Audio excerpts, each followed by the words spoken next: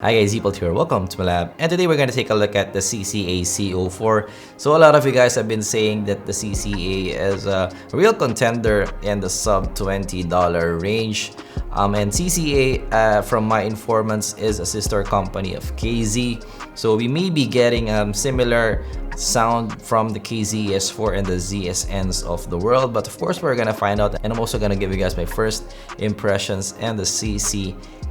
So let's jump right into it.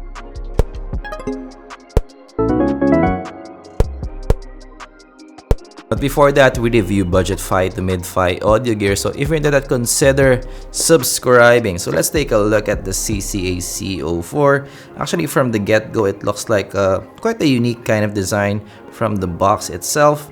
It says CCA C04, and that's quite hard to open. There you go. So let us check it out. Okay, and I'll give you guys the first unboxing experience right here. Box feels like your KZ type of box, and what I like about the CCA is it's actually sort of cheaper compared to your KZ counterparts. So I am not sure what the strategy of KZ is there. Maybe this is this their like cheaper brand compared to their more expensive ones. Okay, so here is the lobes itself, and from the get-go, I like the look here. This looks kind of upscale. And that's how you should do it. You should present the product right away, but we're gonna look at that later. Let's look at what's included in the box first. And you have the cord, of course, and you also have your tips right here. So let's look at the cord first.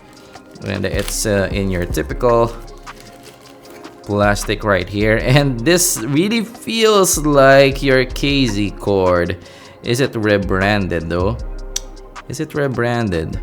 There's no brand whatsoever here. Yeah, but it feels like your KZ cord without the brand. In terms of the color and also quality feel, it does have a memory wire here, which is nice. Okay, let's put this aside and let's look at this first.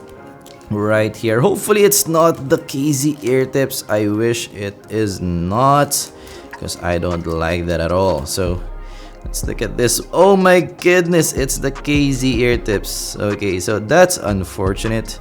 Anyways, yeah, it works fine, but it's not the best tips in the world, especially if you're charging more for the money. I wish it was better. So let's take a look at what's inside the box.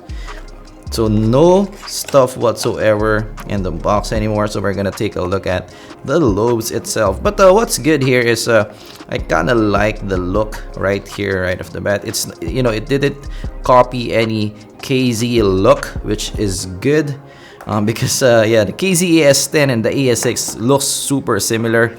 At least for this one, this looks different. And yeah, this is sort of different compared to my other IEMs that I have looked at. But you have the fin right here, so it's sort of your custom IEM kind of design. And let's take a closer look here. So you have a metal-ish kind of design, and you have left, right there, and CCA indicator as well. And you have a see-through kind of design right here, which is quite nice. Yeah, it looks kind of upscale, even if for a plastic kind of design, it doesn't, you know, feel that cheap at all. Okay, so let's put in the cord itself, and I'm gonna have a listen through this, guys, and give you guys my first impressions. Okay, so I got my WM1A. I'm gonna have a first listen to the C04. I'm really interested. Maybe it's an ES4 killer or a ZSN killer. Let us see. So let's give my first impressions on the looks first, and also the fit. So this is how it looks like.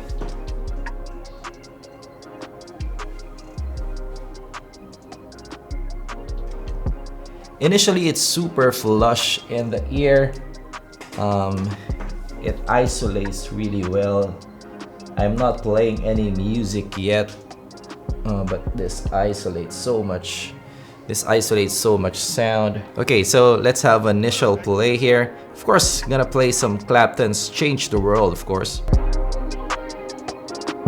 Okay, so right off the bat, there's a lot of highs here. There's a lot of treble here. The treble response may be is indeed 40,000 hertz. There's substantial bass response as well here. It doesn't overpower much of the spectrum that much, but it is quite warm. There's I would say more than that I like in terms of bass response. It sounds like a V-shaped earphone from the get-go, but it is not that V-shaped. The soundstage is typical KZ or CCA, I would say. It's not that big. Still quite intimate, but there's really that sparkle here at the top. So maybe if you like highs, maybe this is for you. Of course, this is just a first impressions, guys. I will still bring this in, but hopefully this first impression gives you an idea how it sounds like. Okay, let's transfer to a new music now. Maybe some metal from Dream Theater, Erotomania. This is definitely a musical kind of earphone.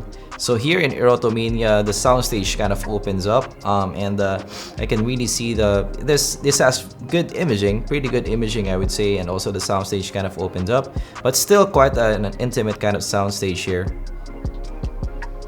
But I like the aggressiveness of the highs here because of that kind of sparkly kind of sound.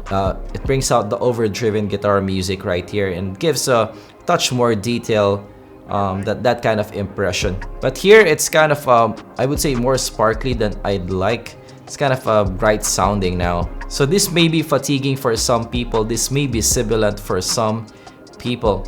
But if you definitely like treble, maybe this is for you. But for people who's a treble snob, maybe this will be too bright for you. Yeah, here in the guitar track, there's some hint of sibilance right here. Let's transfer to music.